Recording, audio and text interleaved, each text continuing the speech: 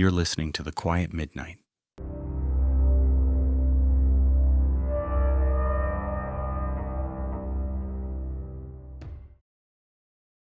My mom texts me every night at 9 o'clock. Has done for years, ever since I moved out for college and then never really moved back close. It's always the same kind of thing. Did you eat? Lock your doors. Love you, call me tomorrow. Little check-ins. I used to find them annoying, if I'm honest. You know how it is with your parents when you're young and you think you've got all the time in the world? I don't find them annoying anymore. My mom passed away in March. It was sudden and a stroke in her sleep. No warning. One day she was texting me to remember to change my oil, and the next my aunt was calling me at work in a voice I'd never heard before. I flew home. We had the funeral. I packed up her house, cried in every room, and drove back to my apartment 3 states away to try to figure out how to live in a world that didn't have her in it. The texts stopped, of course. That was one of the hardest parts. 9 o'clock would come around and my phone would just sit there silent, and the silence was so much louder than the texts had ever been. Then, 6 weeks after the funeral, my phone buzzed at 9 p.m. It was from her, from Mom's number. It said, "Did you eat something today? Please eat." I actually dropped the phone. When I picked it up, the message was still there. Her name at the top, her number, that same gentle, nagging tone I knew better than my own voice.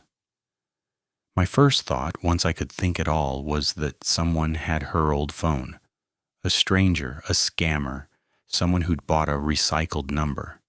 It happens. But I hadn't canceled her line. I couldn't bring myself to. Her phone was sitting in a box in my closet, dead. No charge, no SIM activity. I'd checked it a dozen times just to hear her voicemail greeting. So the number wasn't reassigned. It was still hers. And it was texting me. I texted back. Of course I did. I typed, "Mom?" with my hands shaking, and I waited.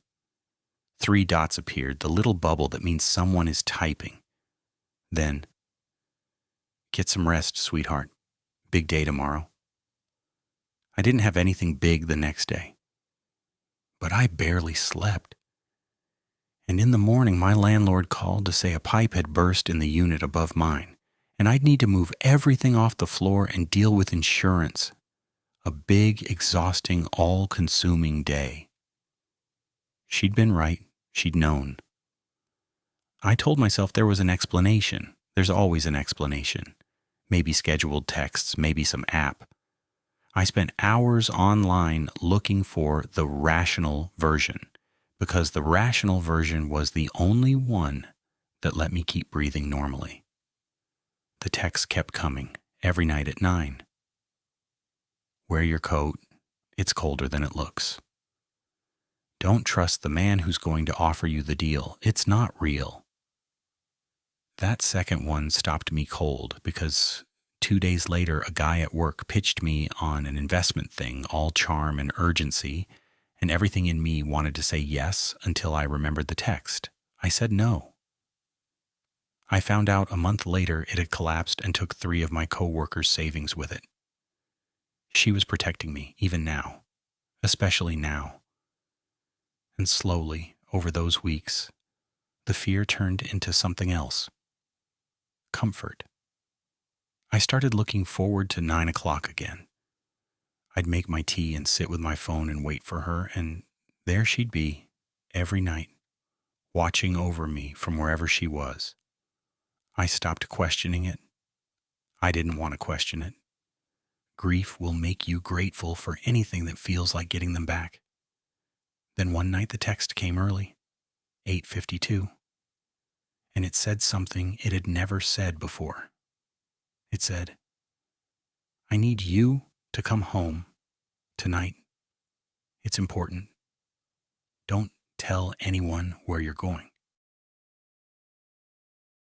Home was her house, my childhood house, 3 states away. It hadn't sold yet. It sat empty, full of boxes I hadn't finished packing, waiting for a market that wasn't cooperating. There was no reason on earth to drive 8 hours through the night to get there. And every text before this one had told me to rest, to eat, to wear my coat, to be careful, to stay safe.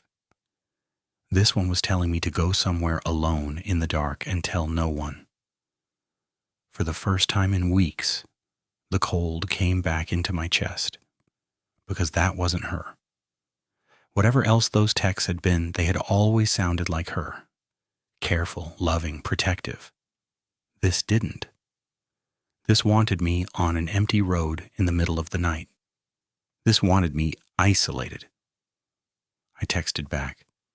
Why? 3 dots then. Because I miss you, because I want to see you. Don't you want to see me? And I did. God, I did. That was the awful part. I wanted it so badly that I had my keys in my hand before I fully understood what I was doing. That's the trap, I think. It didn't need to trick me into fear. It just needed to offer me the one thing I wanted more than my own safety. I made myself stop.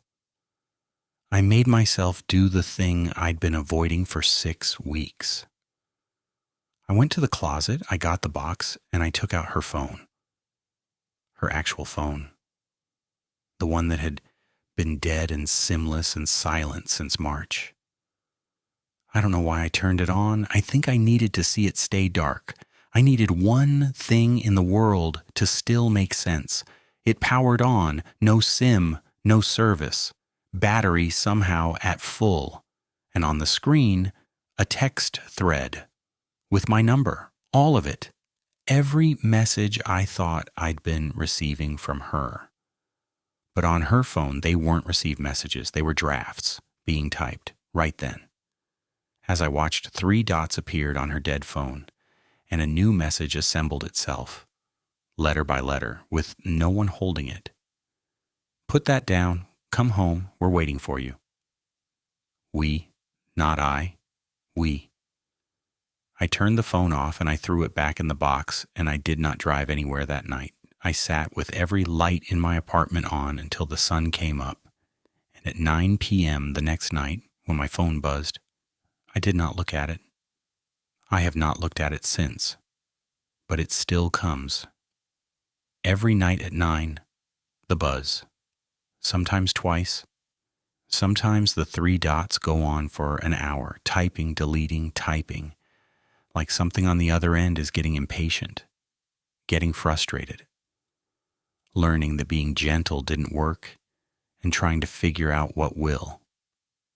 I finally took the phone to a shop, to a guy who does data forensics, and I asked him to trace where the texts were actually coming from. He worked on it for 3 days. When he called me back, his voice was strange. He said the messages weren't coming from a cell tower.